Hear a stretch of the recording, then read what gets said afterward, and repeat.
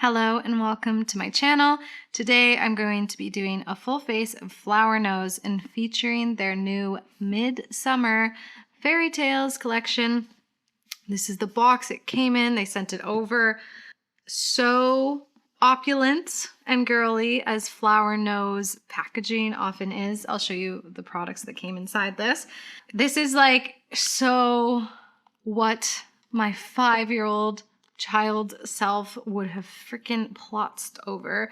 The packaging for this one is just super pink, so many little details, and I have used Flower Nose before in another video and featured their products since then because there's a lot of things I have liked about them. So I'm excited to delve into this collection and create probably a really pink romantic look with it. So what came with this package was mirror, love that heart mirror, hairbrush, a little clip, those are the accessories. But then we have 2 lip lacquers. I'll be deciding which one I'll use later. We have a liquid highlighter, a blush in a really vibrant and fun shade. I'll be showing you these all closer up as I go through them. There's also a blush brush, very, very soft. I loved the one they had sent me with the previous collection I got. But yeah, this one has a bit of an angle to it, which is different. And then we have an eyeshadow palette. Very pinky, so very on theme with the rest of the collection and the packaging. And then a kind of strange brow powder. I'm a bit sad this isn't really my brow shade because I do love a brow powder. This is more cool tone. This is a very strange shade to me for a brow. I don't know if that's if you just have like these like really pale brows. In which case, to be honest, I don't think you often find brow shades that are that fair. So I'm going to skip on this, but everything else I'll be using, and let's get into it. I'm going to start with blush, and this is the shade Dreaming Butterfly. It's very, very vibrant and more of a cool tone pink, in my opinion. So it's a little bit different for me, which is good. It's nice to receive a shade that you wouldn't necessarily buy yourself and see what you can do with it. So gonna delve into this, start to ruin the beautiful pan embossing, but going in with a light hand because this is very vibrant. Okay, I can go in with more. Now, what I do love about this brush texture is how much it can diffuse blush. Like I don't worry as much. It's like a coarse texture with lots of space between the bristles. I have a Morphe brush, a couple Morphe brushes that are like this. These are some of my favorite blending eyeshadow brushes from Morphe, and they have that like same feathery texture yet coarse. These types of brushes in general are just so great for applying things in a way that you don't have to work too hard to like do it lightly. The brush really does the work for you. So anyway, I'm happy to have another one of these. That's a great blush shade. Let's apply more. Ooh. I love this.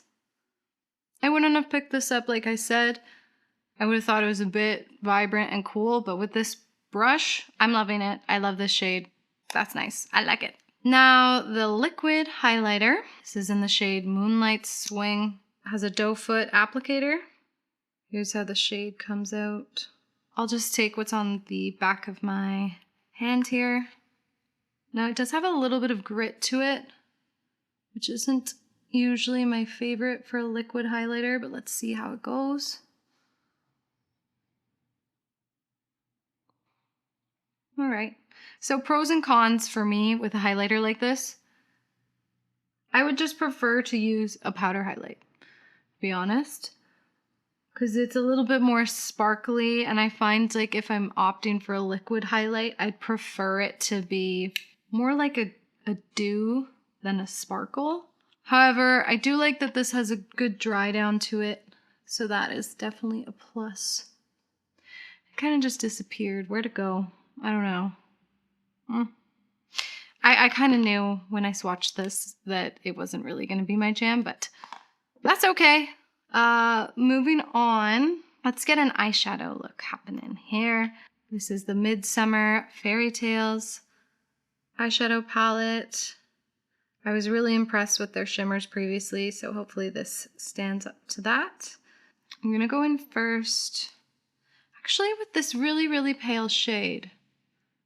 This looks like a dupe for the shade used for Daphne Bridgerton. When I was looking up the Daphne Bridgerton makeup, I wish I had this when I filmed that look, because it's like such a pale pink. It almost looks like a white creamy neutral, but it translates on fair skin, I know for sure, as like a very light pink. It might, with deeper skin, act more like a highlighter shade. So using a Morphe brush, the one I was referencing earlier, to just sweep this all over the lid. Easy. I'm going to sculpt out some more definition on the eye with this one. Something to note about this brand, and I mentioned this in my first video about it, is the shadows tend to apply very softly, and the pigment is like diffused. So it's all about what you want from a product, but I like having options in my eyeshadow collection for things that I can either build up, but then sometimes you want things that are super, super pigmented. And I find that this is aligned with like Chinese makeup styles, very ethereal and light. I'm gonna sweep this under the eye. So this is an interesting combo because you can see the difference between like warm pinks and cool pinks. And I don't necessarily think that you can't use them together, but you can definitely see how this has cool tones to it. There's like a little bit more of a blue base versus like an orangey red base. Anyway, just thought I'd point that out. I'm gonna go in with the shimmer next, right here in the center. That's very pretty. When you look up close, it looks like the shimmer has little rainbow flecks in it. It's really cool. I'm gonna put this up to the brow bone a little bit. And I always love just sticking some shimmer here sloppily, because once you put your like lower lash line mascara on, it just like peeks through, especially when you look up or around.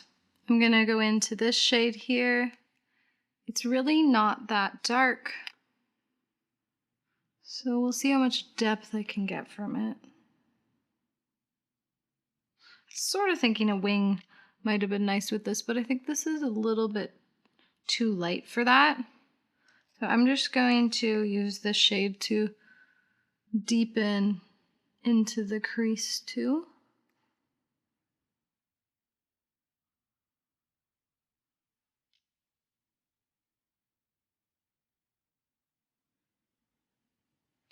Actually, this brown looks like it would be a really nice, like, one and done shade. Just like sweeping pretty neutral brown all over the lid that isn't too dark. Okay, I'm gonna pop off camera, put mascara on to tie this eye look together, and look at the lip shades. Okay, for the lips, I'll show you both of these shades. Now, for some reason, like on the bottom, it doesn't say the shade name, just like the product code. They seem to use codes and names. So anyway, G06. So these are glossy lip lacquers. We have G06 and G03. This is definitely like more cool tone berry, and this is a warmer sort of coral in a way. They both look really pretty. Which one to use? I'm just gonna line first with Endless Cacao for some definition. especially with a glossy shade. It's nice to have some structure to the lips. I think I'm going to use the warmer one first and see how I like it. So it'll tie in with the eyes, I think. Ooh. Smells good. All right. That's the shade G03. And it's making me want to try the cool tone one though. You do kind of notice like this looks similar to the eye, but I'm curious what it's going to look like if I opt for the cooler one that's going to like tie in the cheek. So I'm going to wipe this off, but here it is. Now here's the other shade.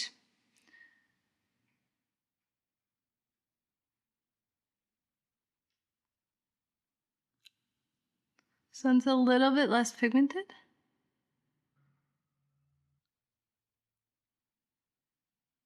I think I like this better. It's just like a touch more neutral. Gonna put a little bit more blush on. Here's the finished look. I think it's really perfect for summer. This brand in particular, like I was saying, the formulas are just really like light, easy to use. So it is the type of palettes that like having a midsummer release makes sense. I always say midsummer like the movie. So midsummer release like this. It's the longest day of the year coming up in the Northern Hemisphere. Did you know that? June 21st. Just so you know. I'll be camping to really feel the beauty of having such a long day. But anyway, back to the makeup. Yeah, this brand in general, just like really, really light payoff. You can really build it up. So if that's your jam, I definitely recommend checking them out. They're also cruelty free, which is amazing, as it should be. Yeah, I do really like these lip glosses, especially this shade. I always love a berry tone on the lip, but they really are just lip glosses. Sometimes I wonder why brands call something different, like lip lacquer. That makes me think it's almost going to have a bit more of a stain and a vinyl feel to it, but these are essentially lip glosses. Love a tinted gloss, so not complaining. And in particular, I'd say my favorite thing from this brand has been the brushes. These brushes are just something I think everybody should have in their makeup collection. Something like this, at least, you know, one for the eye, one for the cheek, for applying powder products in particular. So I do love that. And yes, I do have a code, an affiliate code, which is Evangeline5, should you be interested in ever buying anything from the brand. But yeah, let me know in the comments your thoughts on this brand, if you've used it before, or write, what are your summer makeup goals? What are you doing for this beautiful time of the year? I know I am leaning into glow. All about the glow, finding grungy looks that feel really wearable to me, and just really embracing like vibrancy with the lips and cheeks in particular is always something I love to do in the summer. And that's it for today. If you want to like, comment, and subscribe, it means a lot. And may you find a little bit of makeup magic yourselves. Until I see you in the next video.